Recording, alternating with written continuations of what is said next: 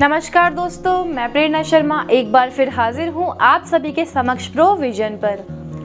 अब हम अगले जन्म में क्या थे या पिछले जन्म में हमारा जन्म किस योनि में हुआ था, ये जानने की उत्सुकता प्रत्येक जनमानस के मन में देखी गई है। हर व्यक्ति ये जानना चाहता है कि वह आने वाले जन्म में क्या बनेगा या पिछले जन्म में वो क्या था। तो यदि आप ही जानना चाहते हैं कि आपका अगला जन्म किस रूप में होगा तो आप बिल्कुल सही जगह आए हैं।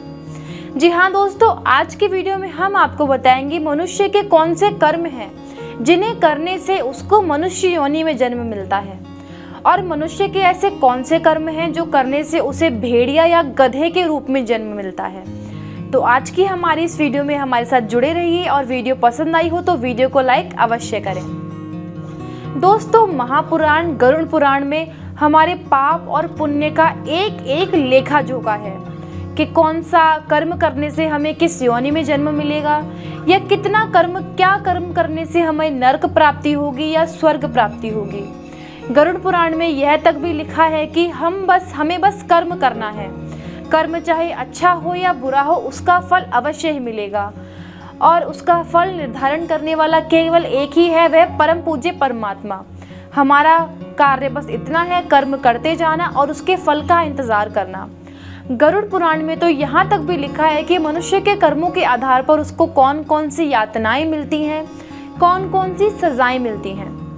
तो चलिए सबसे पहले हम जानते हैं कि मनुष्य के वह कौन से कर्म हैं जिन्हें करने से उसका जन्म मनुष्य योनि में होता है, यानी कि वह इंसान बनता है। दोस्तों, ऐसा जरूरी नहीं होता कि यदि किसी मनुष्य का जन्म पहले से मानव रूप में है तो अगले जन्म में वह पशु पक्षी ही बनेगा। यह सरासर मनुष्य के कर्मों पर निर्धारित होता है। कई बार तो ऐसा होता है कि कई जीव जंतु 84 लाख योनियों में घूम कर भी मनुष्य जन्म प्राप्त नहीं कर पाते, या इतनी योनियों में घूमने के बाद, इतने जन्म लेने के बाद उन्हें मानव जन्म मिलता है। तो गरुड़ पुराण में एक कथा के अनुसार हम आपको विस्तार से बताते हैं।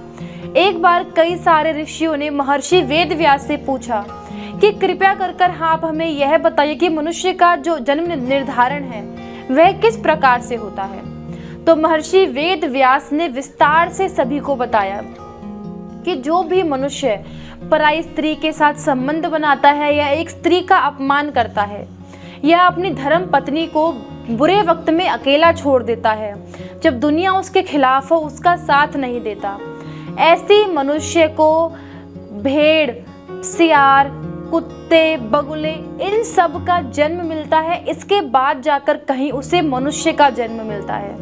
यमलोक में भी उसे तरह तरह की यातनाएं मिलती हैं। इसके अलावा महर्षि वेदव्यास ने बताया कि बड़ा भाई सदैव ही पूजनीय होता है। कैसी भी स्थिति हो, हमेशा बड़े भाई का साथ देना चाहिए, बड़े भाई का आदर करना चाहिए।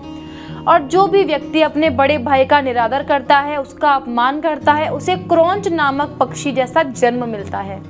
बता दें कि क्रौंच पक्षी का जो जीवन होता है वह केवल 10 साल का होता है, और यदि इन 10 सालों में उस पर भगवान की कृपा हो जाती है तो कहीं जाकर उसे मनुष्य का जन्म मिलता है। आगे महर्षि वेदव्यास बताते हैं कि चोरी करना भी सबसे बड़ा अपराध है, चाहे वह कपड़े की चोरी हो, धन की चोरी हो, या किसी और चीज की चोरी हो। चोरी करना सदैव ही पाप बताया गया है। इसीलिए जो भी व्यक्ति किसी के वस्त्रों की चोरी करता है उसे अगले जन्म में तोता बनना पड़ता है, और यदि कोई किसी सुगंधित पदार्थ की चोरी करता है तो उसे छुछंदर के रूप में जन्म मिलता है।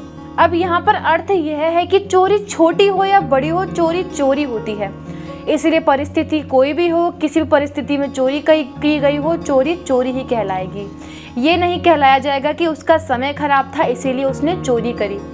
इसके अलावा जो भी मनुष्य किसी की हत्या कर देता है, या इसके अलावा कोई जघन्य अपराध कर देता है, उसे अगले जन्म में गधे का रूप मिलता है। इसी बीच एक ऋषि उठकर महर्षि वेदव्यास से पूछता है कि हे गुरुदेव, ऐसे कौन से कर्म हैं जिन्हें करने से मनुष्य को मनुष्य रूप में ही जन्म मिलता है। महर्षि वेदव्यास कहते हैं, ऐसा नहीं होता है। हर मनुष्य को मनुष्य का जन्म मिलने से पहले 84 लाख योनियों में से भटकना ही पड़ता है। लेकिन हाँ, यदि किसी मनुष्य के कर्म बहुत अच्छे हो, यानी कि वह सदैव दूसरों की सहायता करता हो, दूसरों से धन संपत्ति की सहायता करता हो, सदैव किसी का बुरा ना चाहता हो, अपनी स्त्री का आदर करता हो, दूसरों के मन में ईर्ष्या ना रखता हो तो उसे अवश्य ही मनुष्य रूप में जन्म मिलता है। इसके अलावा जो भी व्यक्ति अपने संचित धन का उपयोग धार्मिक कार्यों में करता है उसे भी सदैव ही मनुष्य का ही दोबारा जन्म मिलता है। इसके अलावा गरुड़ पुराण में बताया गया है कि मनुष्य के आखिरी समय में वह जिस भी चीज का अधिक चिंतन करता है, उसकी आसक्ति उस तरफ होती है, उसे उसका जन्म अगले जन्म में मिलना निश्चित ही निश्चित है। यानी कि मान लीजिए किसी व्यक्ति की मृत्यु का समय नज़दीक है और उसके दिमाग में एक स्त्री की कल्पना है, तो उसका अगले जन्म में स्त्री बनना निश्चित ही निश्चित है।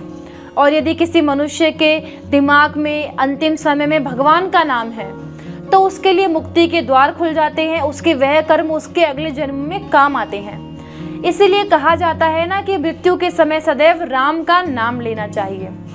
तो दर्शकों, ये थी हमारी आज की वीडियो पसंद आई हो तो वीडियो को लाइक करें, कमेंट करें, सब्सक्राइब करें चैनल को, वीडियो को अधिक से अधिक शेयर करें। नमस्कार।